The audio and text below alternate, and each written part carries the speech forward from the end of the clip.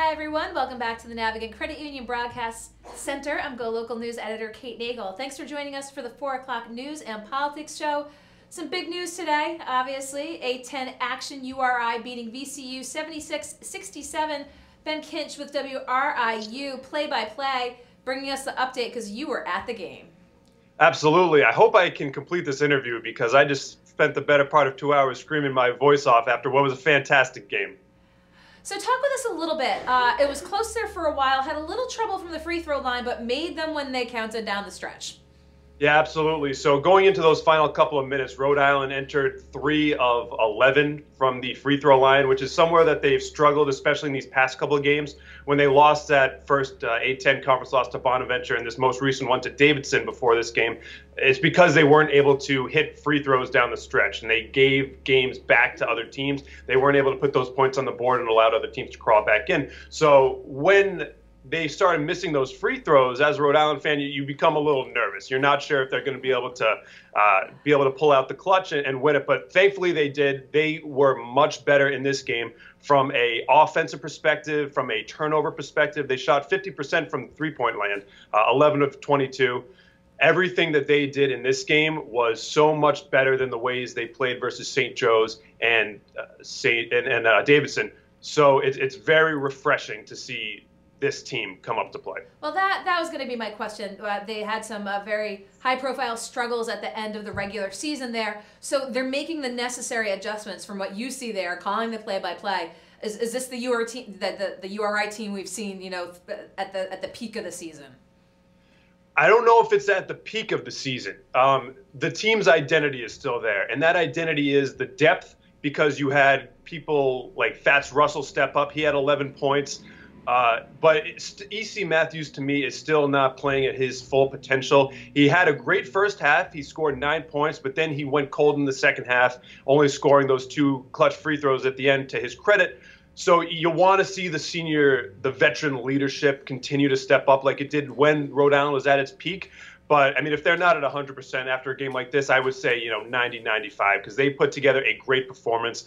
To me, VCU was criminally underseeded. They were more of the 5 seed than the 8 seed. Okay. It was because of the 5-way tie for 5th place in the A10, which is why they ended up in that 8 seed. But VCU was a tough game. I think everyone knew that coming in.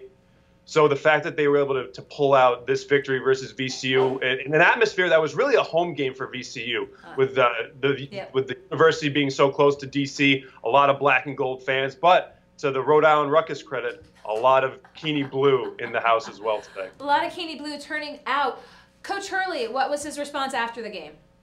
So Dan Hurley was so appreciative of the hustle and the grit of his players. That's what he said in the post-game press conference. He especially highlighted Russell, who, as a freshman in his first postseason game, showed incredible confidence and poise in the way he was shooting and handling the ball. One of my favorite quotes from him was he said that he could have been a candidate for A10 Rookie of the Year had he played for any other team in the Atlantic 10. If he hadn't played on a team that was so talented and so deep in the guard department, he could have been putting up numbers had he played, 30 minutes a game on any other team in the league. He could have been in that conversation. So he was very appreciative of the young crowd stepping up, and he was very appreciative of Jeff Doughton, who had a fantastic game. 18 points. 18 points. He absolutely took over. He's a player that shines in the postseason. You'll recall last season during the NCAA tournament and Rhode Island's first game since 1999 when they played Creighton, he scored a game-high 23 points as a freshman. So this guy loves to step up in the postseason. That's exactly what we saw today. He's just a big game player. When you were there, I mean, do you think the final score is really indicative of the entirety of the game? It was close there for a while. It was indicative to me because it's been the way Rhode Island plays all season long. So many of these tough games that they've had to play, the St. Bonaventure game is a great example. They'll go into halftime very close, very slim margin of victory if they have the lead at all, 2-3 points, which is what we saw today. But then they will flip the switch, they will turn it on, and they will prove that they are the better, quicker, faster, more offensively gifted team than pretty much anybody else they've matched up with this season. So it's been indicative of maybe not the game itself, because it was a close game going into the last 3 or 4 minutes. But I would say it would be indicative of the way Rhode Island has played all season long. So I'm sure Coach Hurley wants to put those players right to bed with the 1 o'clock game tomorrow. Can you give us an update? You've got the phone down here. They're either playing George Mason or St. Joe's. What's the score of the George Mason St. Joe's game right now? So right now you're looking at a 13-point St. Joe's lead. St. Joe's the 4 seed, so they also got that double bye that Rhode Island have. So they're plenty rested as well. George Mason had to fight through a tough game yesterday. So you're looking at a 13-point lead right now. There's still plenty of time. There's 11 minutes and 16 seconds. So it's obviously a little concerning if you're Rhode Island. You see St. Joe's. Obviously, you had that 30-point decimation at home on senior night. So it's tough to plan for a team like that, I guess, when you had that kind of mental thing. But I think if they do end up playing the St. Joe's team, then they're going to come in motivated and focused because they want another crack at those Hawks. And, as you said, we're looking at St. Joe's right now. I mean, what are the key matchups? And let's talk a little bit about that big loss. Let's talk about Hurley's reaction to that. And as we talk about them learning sort of the lessons, turning things around a little bit, as we saw from this game, let's talk about that game and what they, need to take away from that if St. Joe's is, in fact, going to be who they play tomorrow. Well, you can't talk about that game without talking about St. Joe's and what makes them such a great team and what makes them such a problem matching up-wise for Rhode Island. St. Joe's is one of the best teams in the country at not turning the ball over on offense. They rarely turn the ball over. They're ranked in the top tier of the country in that regard. Rhode Island scores a lot of points off of turnovers. They love to play defense, ball hawking. They love to turn the ball over, get those fast break points. So when you have a team like St. Joe's that doesn't allow the ball to be turned over at a high pace, it makes Rhode Island uncomfortable. They need to go to other ways to try and score. Rhode Island tried to go for the 3 in that game at home. It obviously didn't work. They shot 3 of 28. So that was a big reason why that game went down the way it did. I think Dan Hurley this time around, again, should St. Joe's be the team they play, which is looking like it's going to be, he's a kind of coach that can adapt. He knows what this team needs to do in order to give themselves the better chance to go on to the finals, especially against a team like this. And like I said, Dan Hurley is a great motivator. This team is going to be incredibly motivated, incredibly focused, especially since they have a little bit of the pep back in their step. They're feeling the way they were in the mid part of the season with a nice win like that. Just about everyone played the way that they should have been playing. So I think they're coming in tomorrow with confidence, and they know what they need to do. They know the assignments they need to focus on, namely Taylor Funk. He played fantastic in that game at the Ryan Center. He had 17 points. And he was a perfect 5 of 5 for the field. So they have those tough matchup challenges, but I think Dan Hurley will be able to adapt. And you're definitely not going to see a 30-point blowout here. And let's talk a little bit about the other side of the bracket as well. Or is it too premature to go there? Because obviously we're looking towards the semis tomorrow. Could we see what an eventual championship game could look like? It's tough right now because this tournament rather, has been all chalk to this point. The only upset has been number 13 UMass over number 12 LaSalle. That was Wednesday, and that's one of those close seeds. So is it really an upset? I don't really think so. So it's been chalk this entire way. Bonaventure versus Dayton, should they both win their games, Davidson rather, Bonaventure versus Davidson should be a fantastic matchup because those are two incredibly offensively gifted teams. In the past couple of weeks, I think it was 2 weeks ago, they went to triple overtime. So these guys are capable of putting on a fireworks performance, both sides. Jalen Adams and Peyton Aldrich, you're talking the A-10 co-players of the year.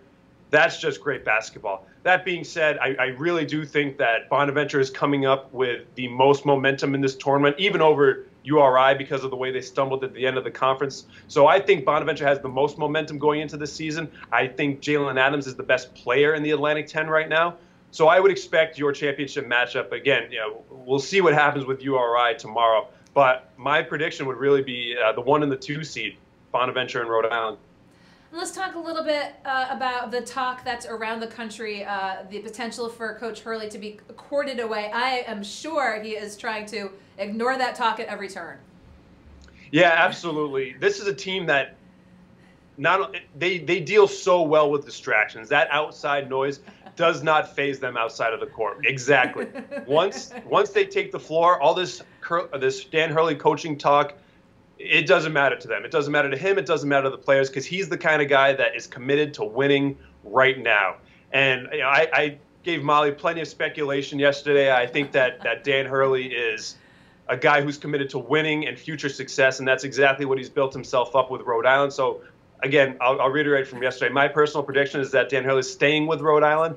But in terms of what those rumors mean for the A-10 tournament and subsequently the NCAA's next weekend, it's all background noise. He hears what he wants. It is background noise. I mean, we can speculate here from downtown Providence down to D.C. Are journalists pressing it on him? Does he have to continually turn them away? At least not today in the post-game presser. Okay. It was mostly focused on the game and the play of the students involved, which was good to hear. You know, you don't want to let the rumors around Dan Hurley overshadow the achievements that the kids have been able to do this year, because this really has been a special team. This has been a team that has it's the highest Rhode Island has ever been ranked at 16. They're 25 right now. It's the highest their RPI has ever been. It's the most conference wins they've had in a season. It's a special team with a lot of special kids. Easily one of the best teams that Rhode Island has ever had. So to me, to focus too heavily on the noise surrounding Dan Hurley is just a disservice to the kids, because it really is. And Dan Hurley will say this himself. It's all about the kids and what they've been able to do. You know, Dan Hurley's a great coach, but he said it himself. He's nothing without the execution of his players. So we're looking towards 1 o'clock tomorrow. Now, you said URI seems to be well represented. I mean, how big would you say the fan base is there right now? And obviously, folks could be going down for tomorrow's game. So to give you a little bit of perspective, in the last couple of years, VCU, obviously, who they beat today, right down the road, they've been to the conference finals 5 times in the last 5 years. So they know what it's like. They always come out in force. It's always a sea of black and gold. It's huge. Today, that sea was really cut in half. Looked more like a river, because Rhode Island had the Keene blue all throughout the arena. Nice. And when Rhode Island was going on that final run, URI drowned out. Our fans drowned out those VCU fans. They were loud. They were active. And the players have said it themselves. They have fed off of the energy that the Rhode Island fan base has fed them all season long. Look at the games at home. Providence, you sell out every year, but teams like Dayton come in. When Duquesne came in, students had to show up early to get those wristbands, where in years past you could just show up, you know, at 6:30 for a 7 o'clock game and get a pretty good seat. This year it's not the case. Fans are showing up. They're passionate. They know that this is a fan base that's on the rise and a program that's on the rise. So they are giving it all the respect in the world. And like I said, so well represented everywhere you go, in the hotel, on the streets, walking over. It's Rhode Island gear everywhere. They know that this team could very well leave with the hardware. And so you've got friends and family down there with you now. What are folks hitting you back on campus? I mean, you're a senior. You're juggling so many things here. What do folks on campus want to know when they say, hey, Ben, what's it like down in D.C. right now? Well, one of the things they always say is, how's the general questions, how's the media food, what's the player lounge like? Because we get all those nice hospitalities, which is really cool. But a lot of them have asked what the atmosphere is like, and it's been so fantastic. I'll say the event staff at the Capital One Arena have been so hospitable. The hospitality they've shown, not only the media members at WRU, but everyone, that they've been so helpful. But in terms of what people are asking me, it's a lot of family reaching out. My mom is texting me all the time, saying how proud she is of me. So that's always good to hear. It's always great to have the support back home for the students out here. It's, you know, we've only been out of Rhode Island for 2 days and we already miss it. But it's a lot of fun out here. We've touched base with all our friends, all of our buddies back in Rhode Island, and we're just really happy to have the support that we've had out here. Well, I appreciate your taking the time to Skype in once again. Yesterday, gave the update to Molly O'Brien. Today, I was fortunate to catch you here. All eyes on the game tomorrow at 1. Before we let you go, final score update with St. Joe's. Right now, I'm looking at 52-39 with 7:35 to go. St. Joe's is still on top, so that's a 13-point lead. I'm not Nostradamus, but it looks like you're getting a pretty good rematch tomorrow. Rematch round 2. Well, we appreciate your taking the time to Skype in Ben Kinch from WRIU, play-by-play. We'll be touching base with you, I'm sure, moving forward, but all eyes on 1 o'clock tomorrow. Ben, thanks for Skyping in. Thanks a lot, Kate. I appreciate thanks. Ben Kinch, URI senior, WRIU play-by-play, was at the game today, calling the game today. the URI victory over VCU, now looking at the semifinals and the A10 championships tomorrow at 1. Don't go anywhere. We'll be back with our next guest here in the Navigant Credit Union Broadcast Center.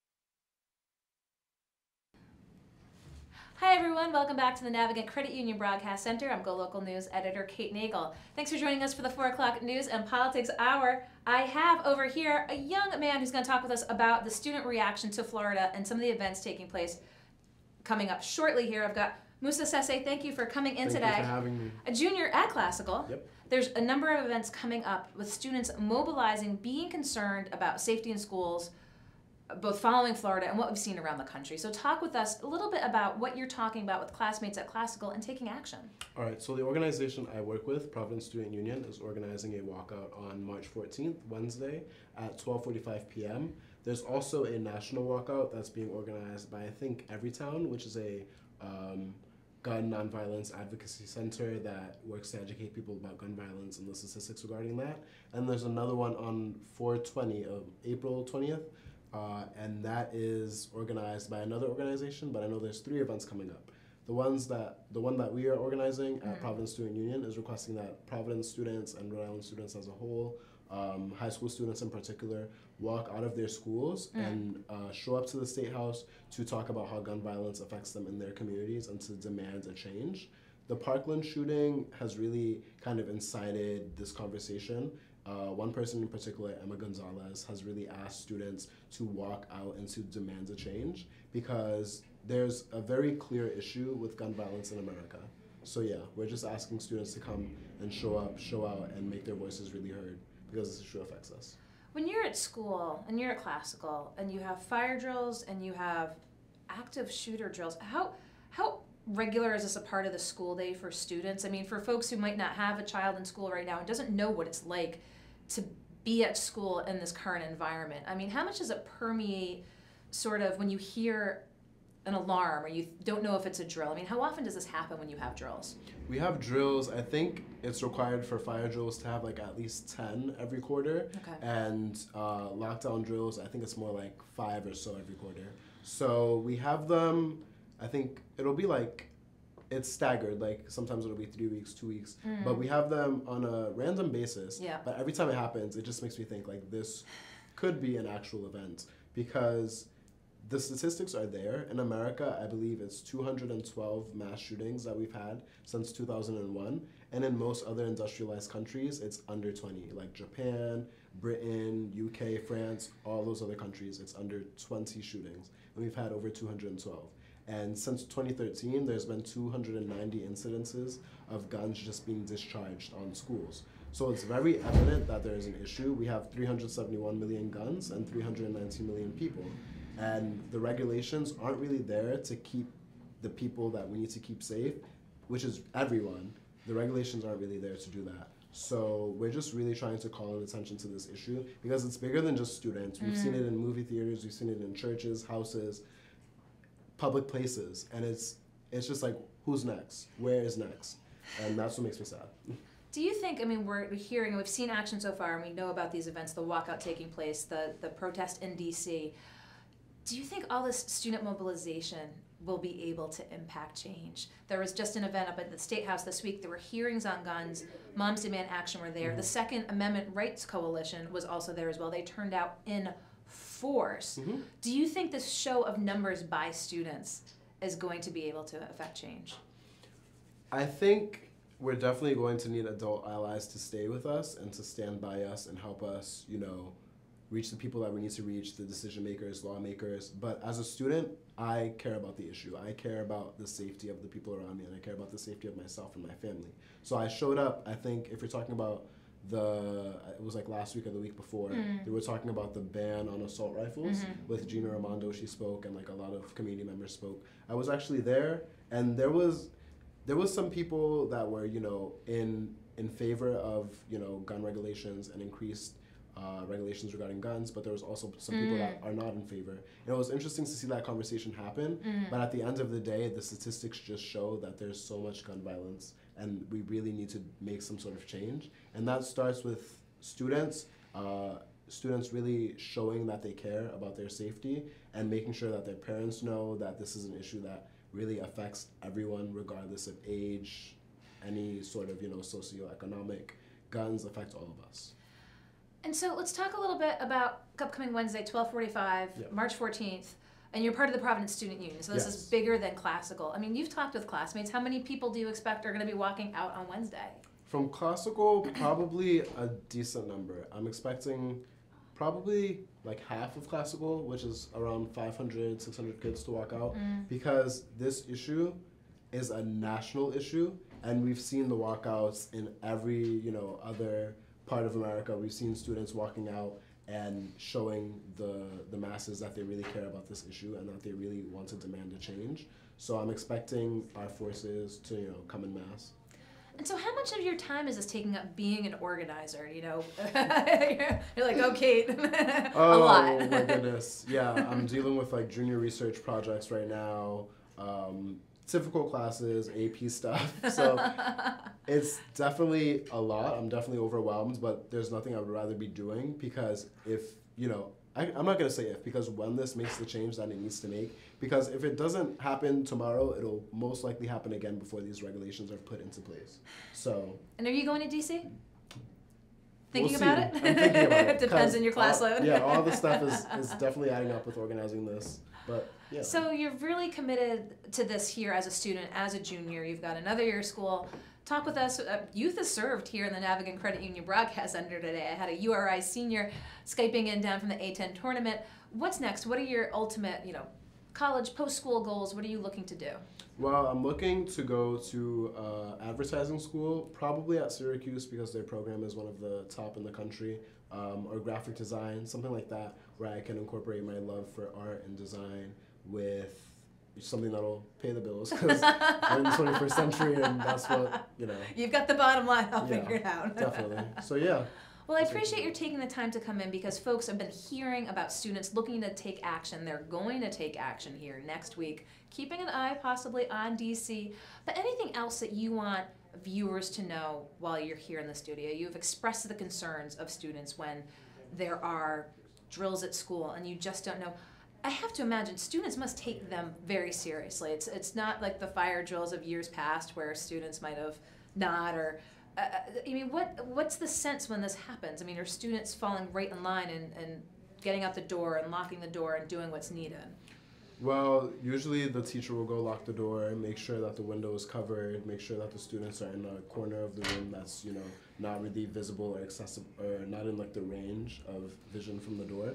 So we usually try to put the students in a corner, and the teacher puts the shades down, does all that. But every time we have one of those drills, it's a feeling of kinds of discouragement, disappointment, and helplessness, because we've gotten to a point where gun violence has permeated so many facets of our lives, where it's permeated churches, churches and just places of worship in general, schools, homes, even the relationship that our communities have with the police. Gun violence is just something that needs to be discussed more, and I feel like this moment is very important because a lot of students are uniting on one front and standing against one common issue, And that's the power in it, because when you can get a bunch of students from all over the country to say, hey, like, there's a real issue in this country and we need to address that, that's what I hope will spark the change. Well, Wednesday, 12:45, I expect we'll see a lot of students probably popping up on social media as they march out towards the State House. And when you get to the State House, is there going to be a speaking portion? Do you know that there might be elected officials meeting you there? Yes, we're definitely hoping to speak with decision makers. We're definitely going to have people speaking about gun violence and how it affects them in their communities. So stay tuned for that. There's plenty to come, but I appreciate your taking the time to come in because, as I said, really wanted the student perspective on the matter right here in the Navigant Credit Union Broadcast Center. So Musa Sese, I appreciate your taking the time to come in. Thank you for having me. I was going to say letting you go to do homework. It is Friday. So. It is Friday. I should have some fun this weekend. Have some fun. I'll let you go around the corner, and I'm going to welcome my next guest here into the studio. I would like to thank Musa Sese. I would like also to thank Pilar McLeod for bringing him in today to talk about this here in the city, the student-led movement. There's going to be a walkout on Wednesday at 12:45. We'll be seeing more, I'm sure, from the students on this issue moving forward. Appreciate him taking the time to come downtown Providence here. Don't go anywhere. We'll be back with our next guest here in the Navigant Credit Union Broadcast Center.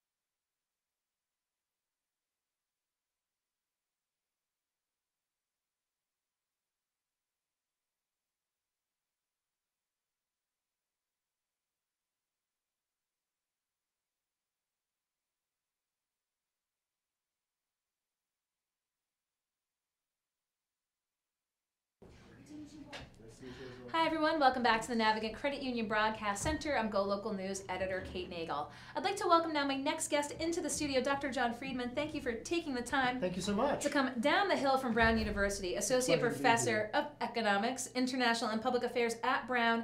Gave a big talk this week on some big research. I keep using big because this is Opportunity in America, improving intergenerational mobility with big data. So this is really looking at how data can impact the socioeconomic futures of from one generation to the next. How does data do that? Sure. Well, I think what we've seen in America is that people all over the place feel like they are struggling for opportunity, that people in all sorts of backgrounds find that it's harder and harder to get ahead.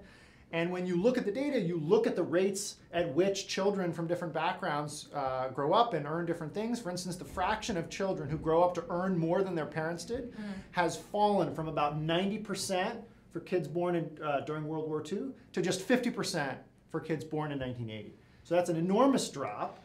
And I think what we want to do is try to use the data to help figure out, first of all, what's going on, and then I think maybe more importantly, what can we do to fix that? So what are the particular data points that you're looking at as you're collecting? And data's, there's so many areas I'm sure you're looking at, but what are the ones in particular, and how many are you looking at? Sure. So I think what the beauty of this research is that we can study the entire population of the country. And that's very important because it means that we can not just get a picture for what's going on nationally, but how things differ between different cities, between different genders, between people in different socioeconomic groups. And what you see is that there's incredibly different things going on all across the US. So what we do is we see people and we try to follow them through from where they grew up to what they do when they go to college or what they're earning when they're in their 30s. And that paints a really rich picture of opportunity in the US.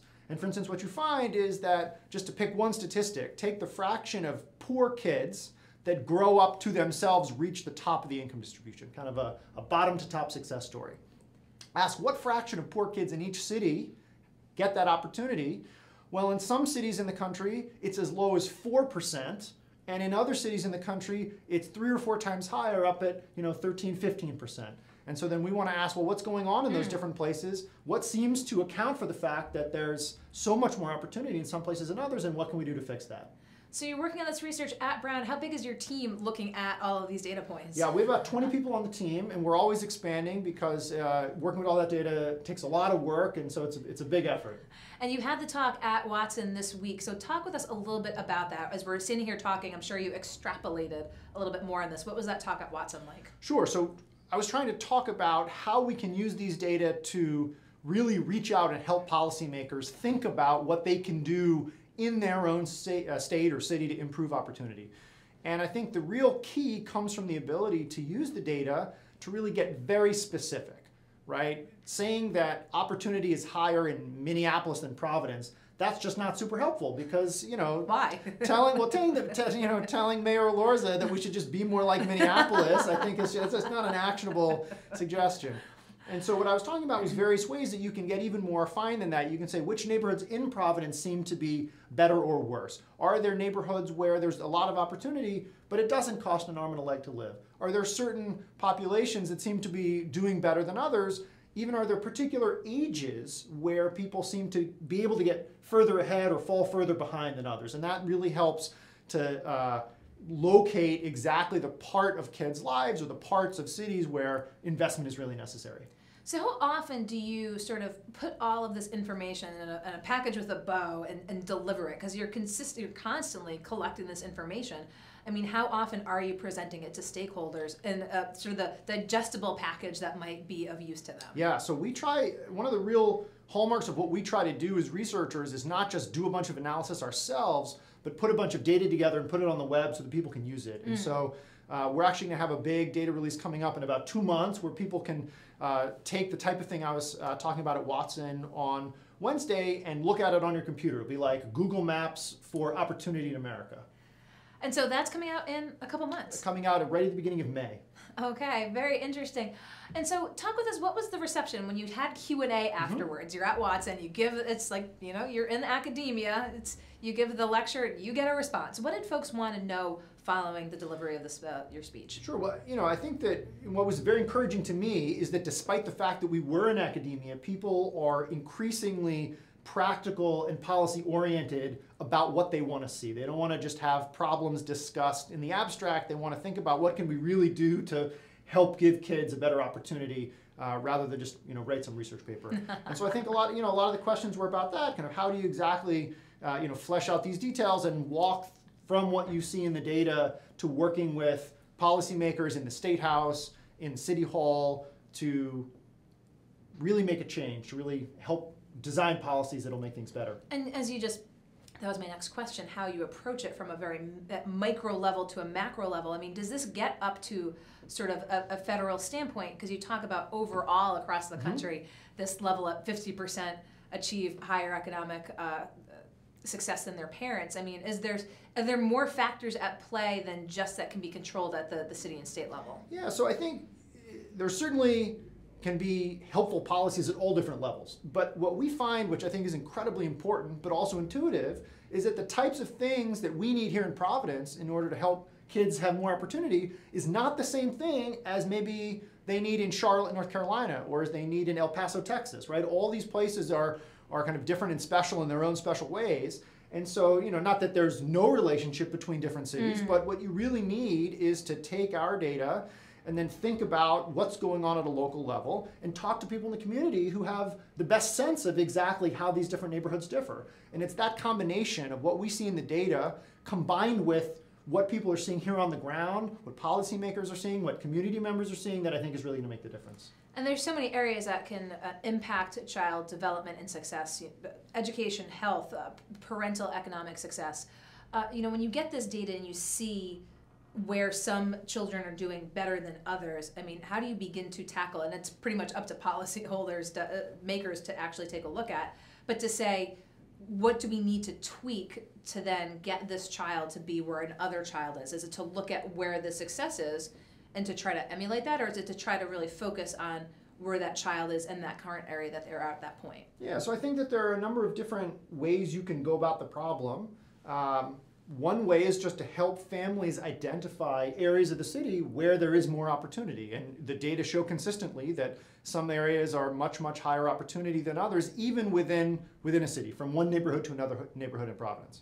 But then I think another aspect of it is just to help diagnose whatever the problem is at a much more specific level. And so, you know, you go to the doctor's office and you say, kind of my leg is hurting.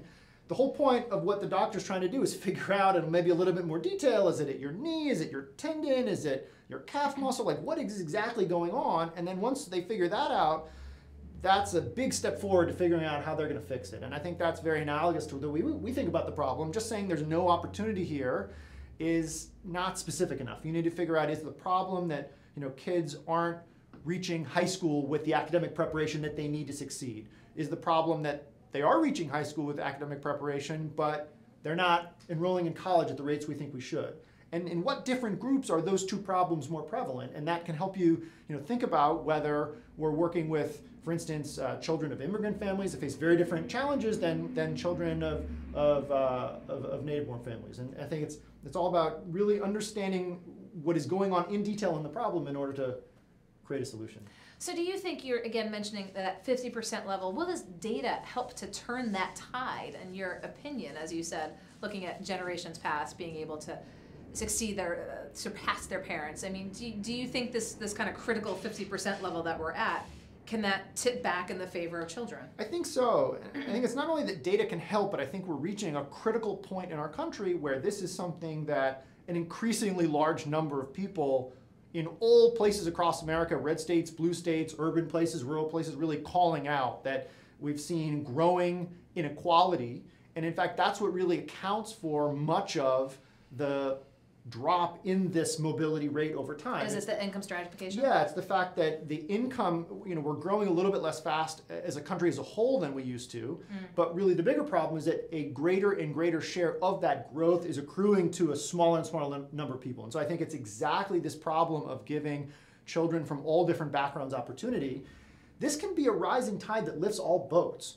There's evidence that exposure to inventors and the type of thing that you can imagine schools and other opportunity programs doing helps create more inventors from groups in society that traditionally have not had people go on to play that role. So for women and for minorities, there's an estimate that we'd have 4 times more inventors in the country if only we had the same types of opportunities for those groups as we did for white men. And so I think this is really an amazing opportunity for us as a country to understand what's going on and to make sure we drive it in a positive direction.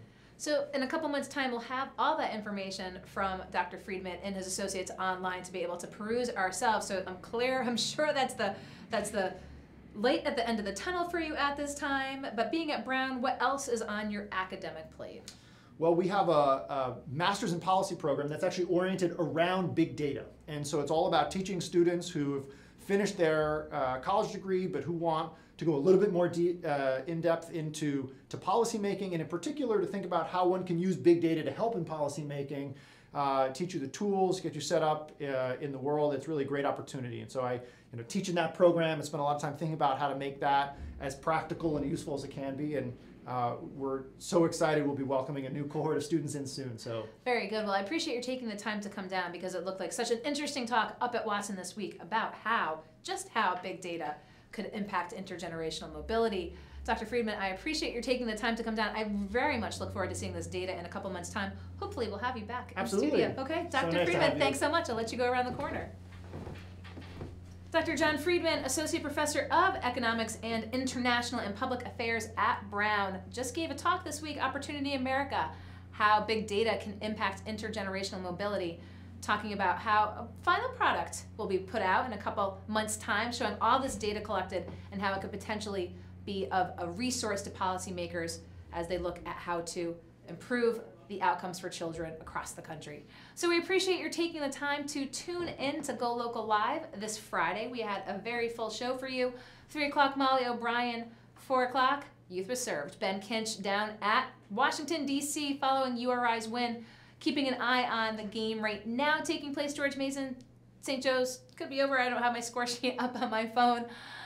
But tomorrow, 1 o'clock, semifinals for the A10. So appreciate your tuning in. Be sure to tune in to Go Local this weekend for more coverage on sports, news, politics, lifestyle, and more.